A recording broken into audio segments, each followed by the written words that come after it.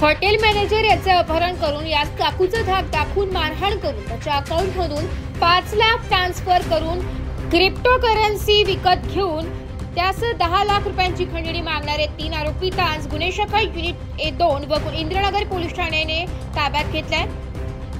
याबद्दल अधिक माहिती अशी की पाथडीगाव सर्कल येथे व्यापाऱ्याला चाकूचा धाक दाखवून जबरदस्ती गाडीमध्ये बसून अपहरण केले होते। त्यानंतर गुगल अकाउंट खोलून फिर्यादी यांच्या खात्यातील 5,01,000ची रक्कम ट्रान्सफर करत 10 लाखांची खंडणी देखील मागितली होती। पोलिसात तक्रार केली तर जीवे ठार मारण्याची धमकी देखील यावेळी देऊन फरार झाले होते।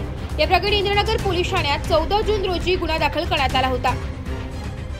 गुन्हे शाखा युनिट 2 व इंद्रनगर पोलीस ठाण्याचे अधिकारी व कर्मचाऱ्यांनी घडलेल्या ठिकाणी जाऊन परिसरातील सीसीटीव्ही कॅमेरे तपासून सविस्तर माहिती घेतली आहे। मिळालेल्या सीसीटीव्ही कॅमेऱ्याच्या आधारे व तांत्रिक माहितीच्या आधारे गुन्ह्यातील आरोपी साजिद हमीद शेख, कुणाल अनिल झरिया व प्रवीण हिरामन देवकुळे अशांची नावे निष्पन्न झाली आहे। यातील साजिद हमीद शेख हा ठाणे शहरात असल्याची गोपनीय माहिती पोलिसांना मिळाली।